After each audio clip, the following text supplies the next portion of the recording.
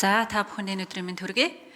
За энэ донорын хуулийг үл дэмжиж байгаа. Энэ бол үнэхээр одоо маш чухал эрүүл мэндийн салбарын бол одоо тулгымцсан асуудлын нэг байгаа.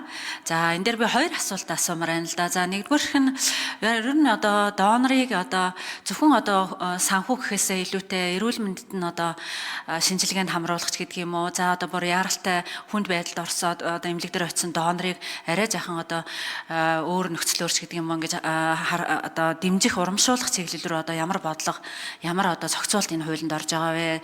За тухайлбал одоо манай ихчүүл ингээд бас хүндэт доктор насаараа одоо донор одоо цусаа хандуулж исэн ийм хүн маш хүнд одоо бараг харуулт өгөөд ингээд эмнэлэг дээр очисон. Тэгээ хүлээгээд маш хүнд байдалтай байсан. Тэгээд хүүхдүүд нь бас нөгөө ингээд насаараа донор байсны юу чинь одоо хаана байгаа юм бэ гэдээ бас асууж байсан. Тэгэхээр иймэрхүү байдал дээр за хоёрдугаар асуудал болохоор одоо ер нь мэдээж цусаа хандуулах хүсэлтэй олон хүмүүс байдаг. Гэхдээ яг үнэхээр одоо ингээд зориод эмнэлэг дээр очиод цусаа өгчих тэр цаг завтай тийм хүмүүс бас ховор байдгаа.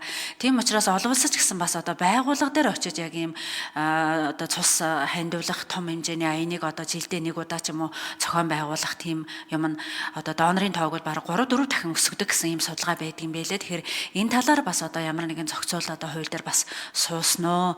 Энэ бол бас нэлээд үр дүнтэй арга. Дээрээс нь бас цусаа хандуулах юмаа гэсэн хүмүүсийг бас нээж илрүүлэх, шин доноруудыг нээлж илрүүлэх ийм одоо үйл ажиллагаа байж болох юм аа гэж ингэж бодож байгаа. Тий.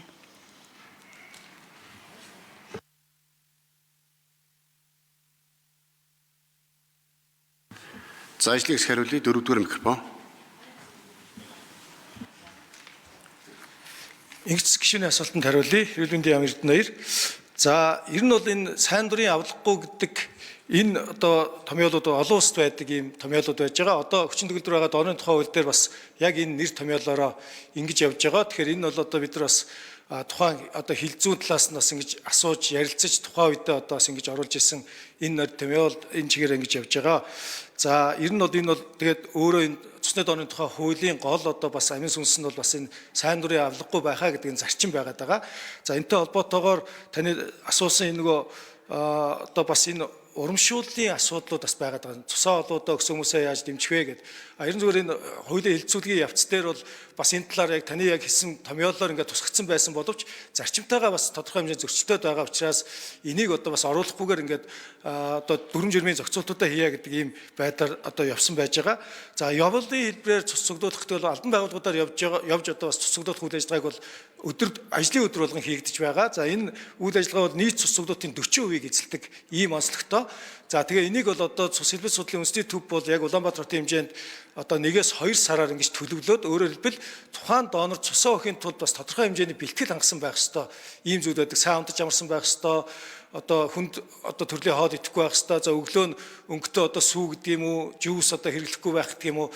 Арх согтууруулах хундааны зүйл 72 цагаас одоо дотор хэрэглээгүй байх энэ төргээд маш олон ийм шаардлагууд байдаг. За нөгөө талаас нь цусны аюулгүй байдлыг хангахын хүрээнд сонгож байгаа донор дээр одоо бас олон шалгуур үзүүлэлтүүд байдаг. Яг л бид нар эрүүл хүнээс харьцангуй эрүүл хүнээс цус цуглуулж байж энэ бол одоо эмчилгээний бүтээгдэхүүн болох учраас энэ нэлээх одоо шалгуурууд байдаг. Энэ шалгуурын дагуу тухайлбал одоо энэ нийт ирж байгаа доноруудын бас 30-аас 35% нь бол одоо хасагдж байна гэдэг ийм бас тоон баримтайгаа. За энэ нь бол одоо яаж байна гэхээр энэ одоо хүн ардын дунд, хүн амын дунд одоо цусны донорын талаарх мэдлэг хандлага дадал сул байна. Тийм учраас одоо энийг бас зохицуулах, энэний одоо бас санхүү урамшуул энэ асуудлуудыг энэ хуулинд тусч өгөх нь хамгийн чухал байгаад байгаа учраас энэ одоо цусны донорын тухай хууль дээр бол энэ асуудлыг бол нэлээд ингэж тодорхой тусгаж өгч зарим журмаар зохицуулдаг зүйлийг яг хуульчилж оруулж ирж байгаагаар бас онцлог болж байгаа. За баярлалаа. Жанчмын гал